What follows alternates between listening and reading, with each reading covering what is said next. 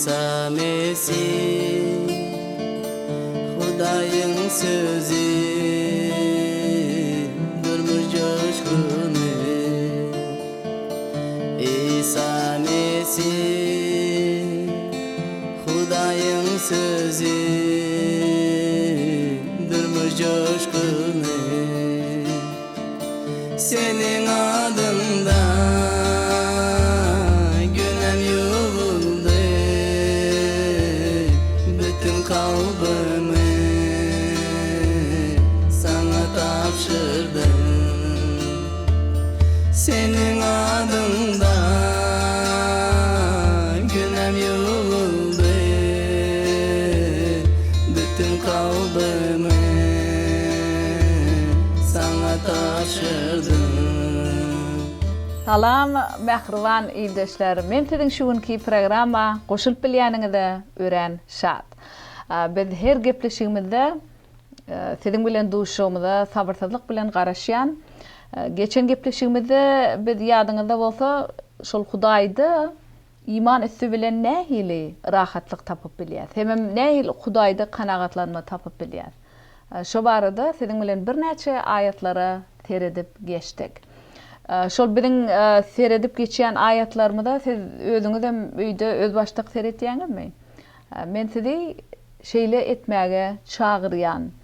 Ýadyňyzda bolsa biz geçen gepleşigimiziň ahyryna Mezmur kitabynyň 70-nji babynyň 8-nji aýatyny bile okap geçipdik. Şo ýerde näme diýipdi? Saňa bolan alkyş düşmez dilimden, uzakly gün agdym doly şan şöhratyňdan diýär. Ene bärde biz Dawudyň durmuşyna seretýär şu ýerde. Şonu on Hudaýda kanagat tapandygyny görýär. Edil şu ayetlaryň üstü bilen meňe şeýle alkyşym dilden düşmez, hemişe sen alkyşlaryň doly şöhratlandyrar diýär. Şu sözleri görüp bideýem on kalbynyň Hudaýa şöhratlamakdan, Hudaýy bolan söýgüden doldygyny biz görýär. Kalbynda kanagat bar on. Men sizi hem şeýle Dawudyň kanagat Hudaýda kanagat tapşýaly, sizi hem Hudaýda kanagat tapmaga çagyrýan. Ýeki tek ýol Hudaýda kanagat tapmaklyk bu Hudaýyň mukaddes sözüniň üstü bilen. Günellik durmuşymyzda şonu okap, Hudaýy şöhratlandyrýar, şu ýerde okan zatlarymyzy beýlikler bilen paýlaşýar. Ene şeýle ýagdaýda biz bilýär kalmada Hudaýda şeýle güýçli kanagat tapyp bilýär. Hudaý ýene-de bärde gaty gowy bir aýaty görýär. Işaya peýgamberiň 50-nji babynyň 4-nji aýaty. Ol Hudaý biziň her birimizi şu durmuşda beýlikler bilen hoş habar paýlaşmaga taýarlaýar. Ene gelin häzir Işaya peýgamberiň 50-nji babynyň 4-nji aýatyna seredip geçelim. Mecalsızlara söz bilen yardım ederim ýaly, hükmürewan arap maňa dana dil berdi. Ol dana adamlar dey, dinlesin diýip, gulagmy oýurýar her sähär diýär. Ene şu ýerde görýäs, Hudaýyň sözü biziň hemişe dilimizde bolmaly. Hudaýyň mukaddes sözüniň üstü bilen biz hemişe beýlekleri ruhlandyrmaly bolýar. Ene şonu görýäs biz bärde. Ol mecaltazlara diýe şol yardım etmeli ejidlere biz yardım etmeli, yardım edermi diýär näme diýär? Hudaýyň özi bize dana dil beren. Dana dil nereden gelýär? Hudaýyň mukaddes sözüni okumaklykdan gelýär. Şo beýleklere biz kömek etmegimiz üçin Hudaý öz mukaddes sözüni, mukaddes ruhuny bize berdi. Şoň üçin biz dana adamlar ýaly dinläp ýer bilen her gün Hudaý bilen wagt geçiremizde näme etýär? Gulagymyzy her sapar oýurýar. Hudaýyň mukaddes sözüne görä. Şoň Hudaý näme diýjek bolýar bize şonu dinleýär, dile getýär Hudaý hakykatyny açdy. Siz ýer bilen Hudaý bilen wagt geçirýänizmi? Hoş habary beýlekler bilen paýlaşmaga özüňizi taýarlaýanysmy her gün? Men sizi şeýle etmäge çagyrýan. Yine de biz görýäs Dawud paça bize köp zatlary öwretýär. Mezmur 62-60-njy bab 3-nji aýatda da Hudaýyň ol hemişe kuwatyny, şöhratyny görmek üçin Hudaýyň mukaddes öýünde Hudaýa seredip otur ibadathanada. Şonu görýär. Dawud paça hemişe Hudaýy küýsedi. On kuwatyny, şöhratyny görmek isledi. Ol käwat Hudaý maňa sen özüň görköz diýip şeýle hem ýüzlerini Hudaýa. Gatı güýçli. Zatlar, köp zatlar biz öwrenýär. Biz Hudaýyň sözüni näçe okap öwrendigimiz şonça da biz Hudaýyň söýgüsinden kanagat tapyp bilýäs. Hudaýyň özünden, söýgüsinden kanagat tapyp näçe köp Hudaýy tanydygymyz biz onu şonça da küýseýär. Edil Dawud padşahyň küýseýşi. Näçe Hudaýy ýakynlaşdygymyz biz şonça da Hudaýy kalmady küýseýän ekenik. Diňe Hudaý biziň küýseýän kalmady ol kanagatlandyryp bilýär. Başga hiç zat kanagatlandyryp bilmeýär. Şeýle hem biziň Hudaýa bolan imanymyz Hudaýy kanagatlandyrýar. Men bilýän diýen bilýäňiz şu zatlary, düşünýäňiz. Şoň üçin hem işe biz kalmady Hudaýa açyp, Hudaýyň öňünde şeýle ýaşasak, bu biziň Hudaýa bolan imanymyzy görkezýär. Hem beýlekleri Hudaýyň söýgüsi barada, Hudaýyň şöhraty barada şaýatlyk etýär. Täze biziň durmuşymyz beýleklere şaýatlyk. İsa iman etýärleň durmuşy. Hemmeler bizi seretýär, biz nähil durmuşymyzy ýaşaýar. İman islenik pursatda, kynçylykly pursatda biz Hudaýa bolan imanymyzy görkezýärmi ýa-da ýok. Biz nähil islenik situasiýa nähil jogap berýän bolsak, ine şol biziň Hudaýa bolan imanymyzy görkezýär. Ene Zebur kitabynyň 24-nji babynyň 17-nji aýatynda bize görkezýär Dawud padşahyň kalbyna gam gaýgy hasrat gam gussa bolan ýöne ol şonda da Hudaýy şöhratlandyryp ýaşan. Yüregimin gaýgy hasraty artdy. Jebir jepalarymdan halas et meni diýe.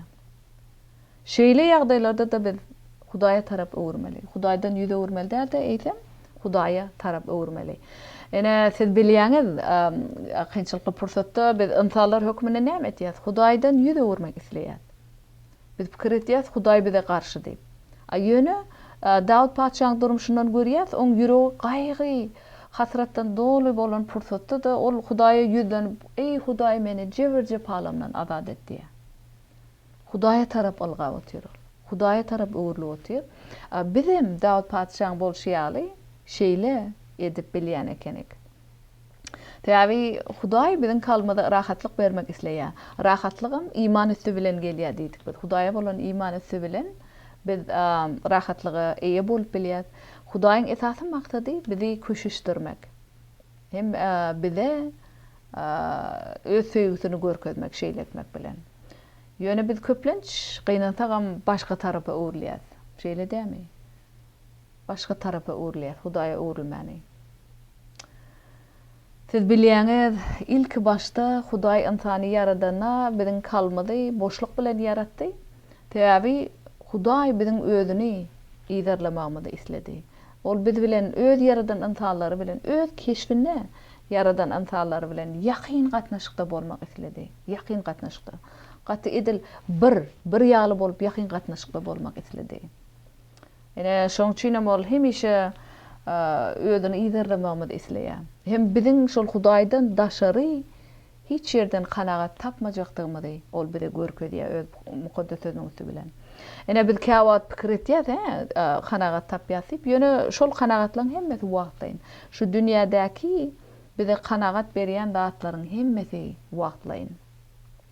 Ene men käwat kalna agry, kynçylyk bolan pursatynda men käwat gidip dyrnaklamy, kraskalatýan ýa-da saçymy boýap görýän ýa-da başga şonýaly makiýaj zatlar satyn alyp bilýän. Ýöne men bilýän şu zatlar gaty wagtlaýyn. Men öz durmuşymda şonu görýän. Belki sizem durmuşyňyzda käwat täze sumka çykalan bolýaňyz, täze köýnük giýip görýäs, ýa-da täze köwüş. Biz pikir etýäs şu zatlar belki biziň agrymyza kömek eder, bize kanagatlandyrma berer, köşeşdirir diýip elbetde bu köşeşdirýär. Ýöne bu wagtlaýyn. Siz öz durmuşyňyzda şeýle boldumy? Siziň durmuşyňyzda? Nähili boldy şu? Siziň üçin hem wagtlaýynmy? Men üçin hem wagtlaýyn. Täze bu dünýädäki kanagat berýän zatlar uzak wagtlap dowam etmeýär. Biz şoňa düşünmeliyiz. Biz ebedilik kanagaty diňe Hudaýdan tapyp bilýäs. Täze Hudaý biziň ýüregimizi ilk başta şeýle yaratdy. Boşluk isleg bilen yaratdy. Şol boşluk bizi Hudaýa tarap öwürmeldi. Hudaýy ýerlemaga itergi bermeli. Ýöne biz insan hökmüni öz ýolumyz bilen gidýär. Ene kalbyňyzda, käwat biziň kalbymyzda nägilelik bolýar. Şonda biz nägilelik bolany şu kanagaty Hudaýdan tapmaga biz ymtylmaly. Ene İşaya peýgamberiň 25-nji babynyň 1-nji aýatyna bir de şeýle maslahat berilýär. Ya Rab, sensiň meniň Hudaýym. Seni arşa çykararyn, alkışa beslärin adyňy. Çünki sen ajaýyp işler etdiň. Owuldan karar etdiň. Kämil sadyklyk söýgüň bilen ya, sadyklyk bilen. Ene bäde İşaya peýgamber bize gowy hakykatlary öwretýär. Sen men Hudaýym diýe, men seni arşa çykaryp hemişe sen alkyşlap ýaşaryn diýe. Çünki sen ajaýyp işler etdiň, owuldan karar etdiň diýe kämil sadyklyk bilen. Şol öňden Hudaýyň bolmaly diýip şol maksat edilen zatlaryň hemmesi amala aşdy diýip aýdyp oturýar. İşaya peýgamber bize ýatlatýar. Hudaýyň kimdigini hem Hudaýda biz diňe Hudaýda durmuş tapyp bilýändigimizi. Biziň esas maksadymyz Hudaýy alkyşlap ýaşamaklyk. Şol bize kanagat berýär. Şol biziň kalmada rahatlyk berýän ekeni. Biz nädip kalmada rahatlyk tapýar? Ene bu barada İşaya peýgamberiň 48-nji babynyň 18-nji aýatyna bize gowy maslahat berilýär. Käşke tawşyryklarıma kulak atan bolsadyňyz, şonda awadançylygyňyz derýa-dei, dogurlygyňyz deňiz tolkunlarday bolardy diýär. Ene nähili owudan wada berilýär berdi. Eger diýsen tawşyryklarıma kulak atan bolsadyň diýär. Şonda sen awadançylygyň derýa kimindi, derýany oýlanyp görüňiz. Dogurlygyňyz hem deňiz tolkunlarday bolardy diýär. Deňiz tolkunlarday bolardy dogurlygyňyz. Biziň durmuşymyz şu Hudaýyň bize beren awadançylygynda, parahatçylygynda, gorugyny gödüňüne getirip ýaşamaly. Täze Hudaý bize şonu bermek isleýär. Ilki başda Hudaý şonu biziň üçin niýet etdi. Hudaýyň gorugasyny ýaşamaklyk. Aýratynam biz şonu kynçylykly pursatyň içinde ýatlamaly. Hudaý biziň üçin, bize garşy däl de eýsem ol biziň üçin.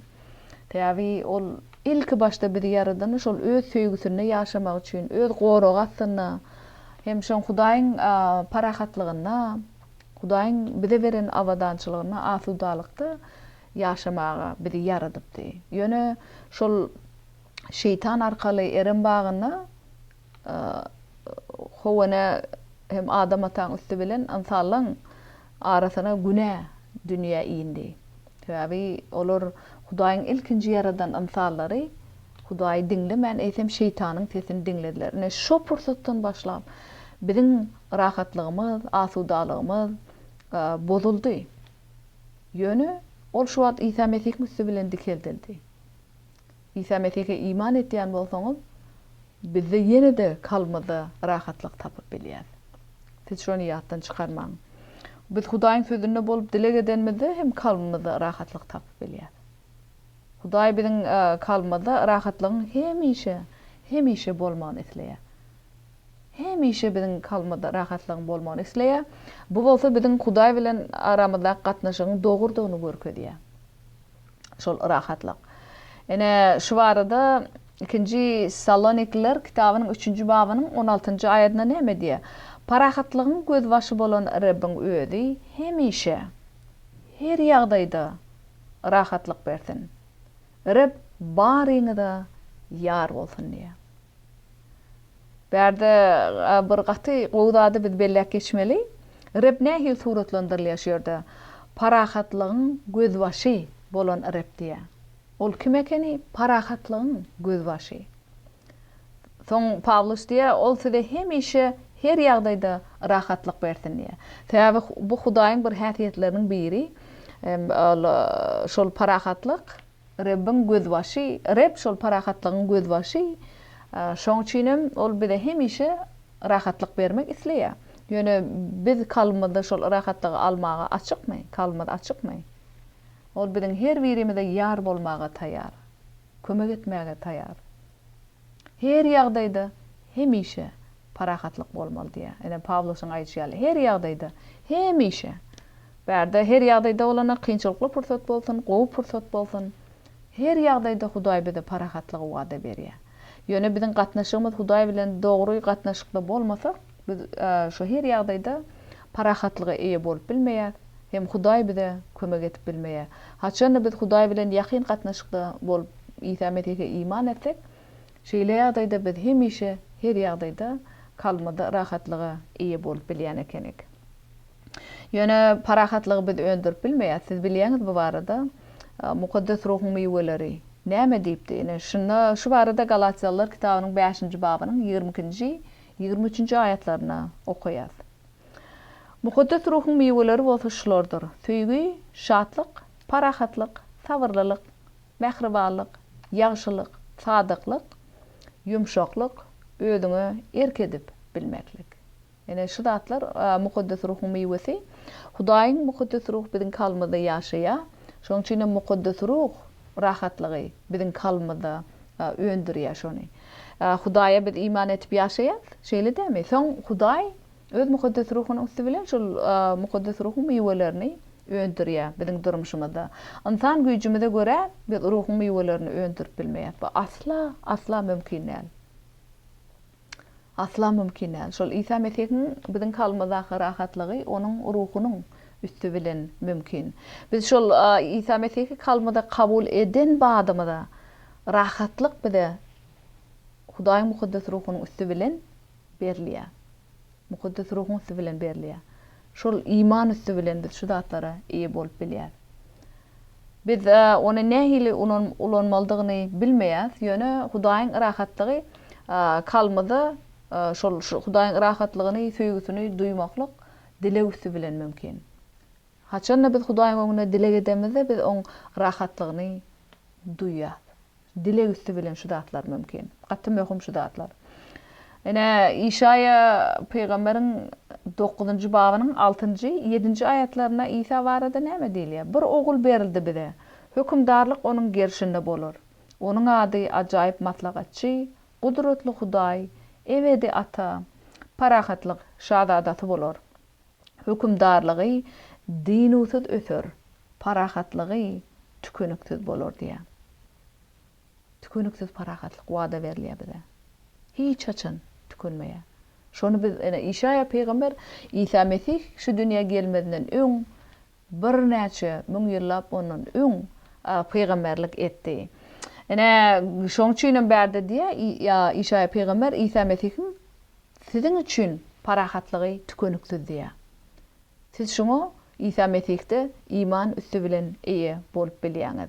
Biz geçen gepleşigimizde de siziň bilen okap geçdik. İşaya 26:3'de näme diýipdi? Eger biziň pikirimiz Hudaýa yönelen bolsa, men bar pikirim Hudaýda şoňa şeýle ýagdaýda ýaşasam, onda men dolu rahatlyga eýe bolup bilýän. Sebäbi haçan men gözüm Hudaýa dikiligi bolamda bu näme aňlatýar? Men Hudaýa bil baglaýandygymy aňlatýar. Men Hudaýyň hemme zadyň üstünden höküm sürýändigini bilýän. Şoň üçin näme bolup bersin taşdawratda. Men şoňa bolan garaýşym nähili bolmaly? Hudaý bardady bilýär. Hudaý bardady görýär. Men Hudaýa bil baglaýan. Men Hudaýym gözüm Hudaýa dikiligi diýip şeýle dile getýär.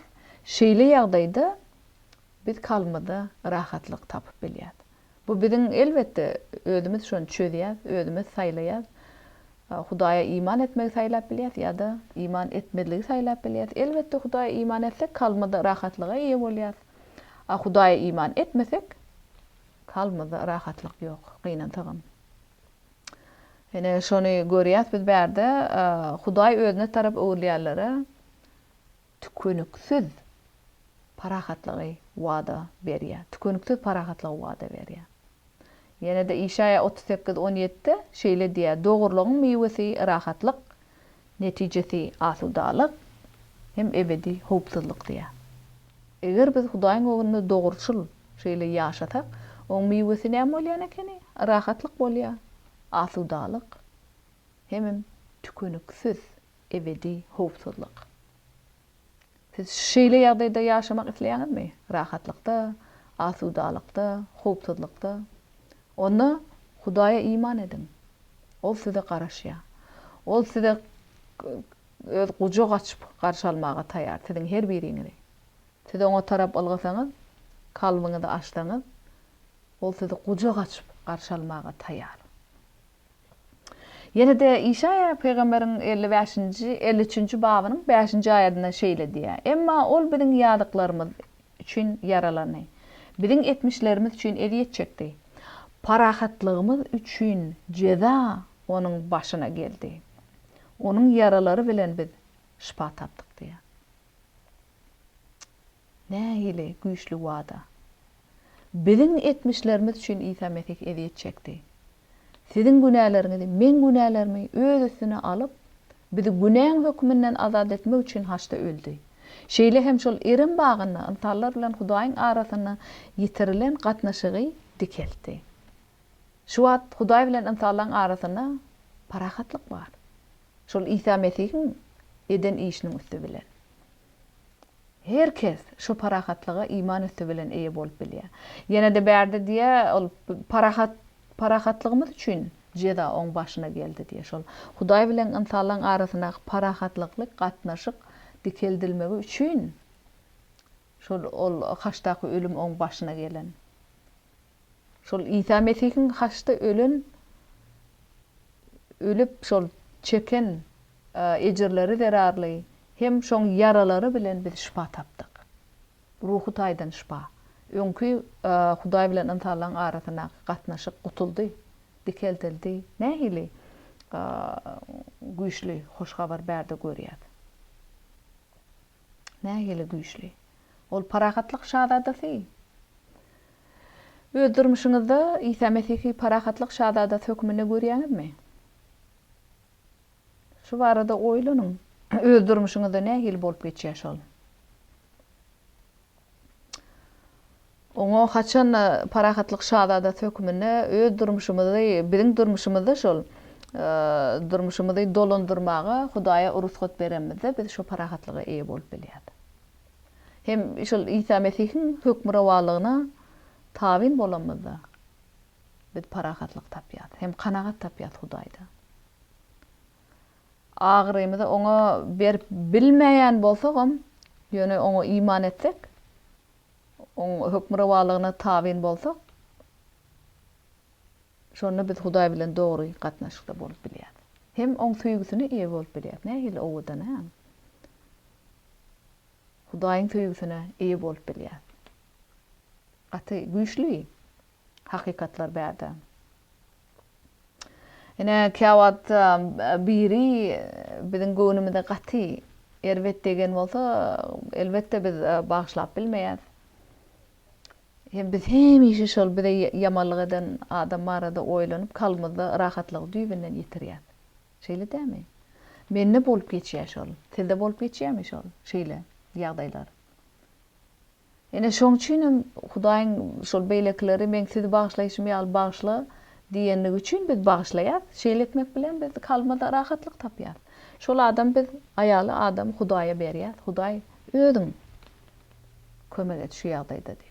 Ol bize hemişe kömek etmäge taýar. Ene gelin häzir İşaya Peýgamberiň 48. babynyň 17. aýatyna teretip geçelim. Penakäriňiz Israýlyň mukaddesi Rab şeýle diýer.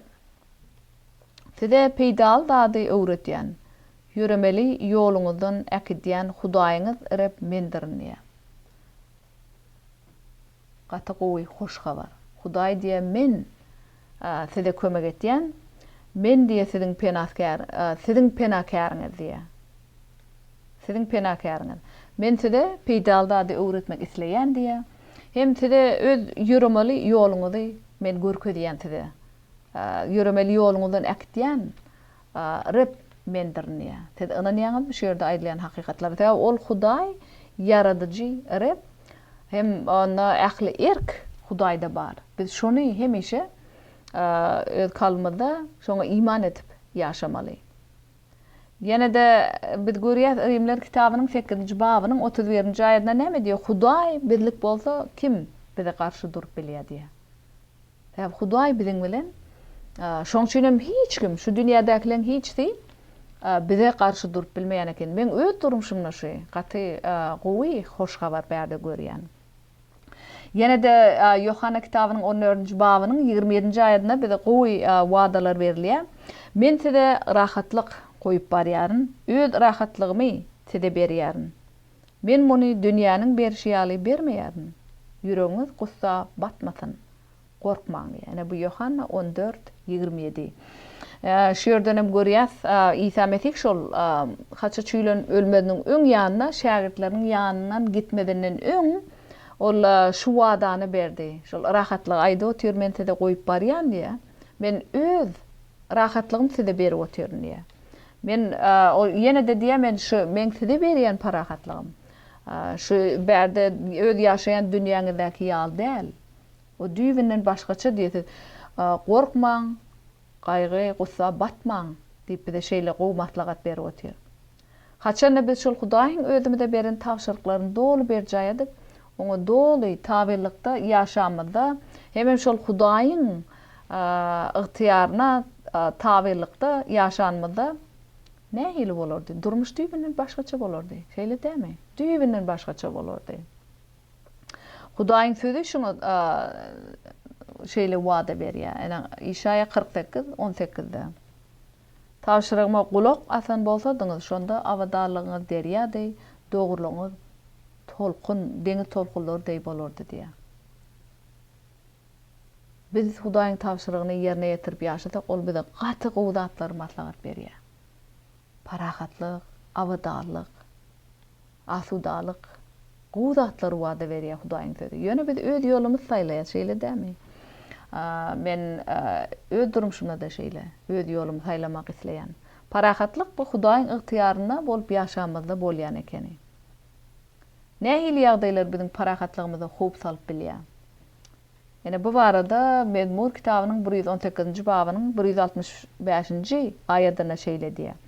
Uly awadarlyk bar kanunyny söýýärler üçin olar asla büdüremez diýär.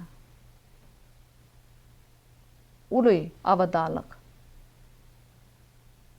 Yani käwatda bizde baýlyk zat köp bolup, biziň bar önsümiz şu baýlygymy nähili gorap saklamakda diýär, awadarlyk. Yani şeýle ýagdaýda biz öz kalmadaky rahatlygy ýitirip bilýän ekenik. Şoň üçin biz gatty serasap bolmaly. Hudaý bilen ýakyn gatnaşykda bolmasak, onda biziň hiç bir etýän zadymyz başa baryp bilmeýän ekeni. Hudaýyň tawşyrlyklaryny ýerine ýetirip şoň bilen ýakyn gatnaşykda bolmagy men sizi çagyrýan. Eger sizde wagt bolsa, men sizi Mezmur kitabynyň 90-njy babyny okamaga çagyrýan. Şo ýerde Hudaý size gaty, güýçli wadalary berýär. Gynantagan biziň şuňky gepleşigimiz tamamlanýar. Men sizi ýene de indiki gepleşigimize goşulmaga çagyrýan. Häzirlikçe hoş, sag bolun. Senin adında günem yolumda bütün kalbimi sana tapşır.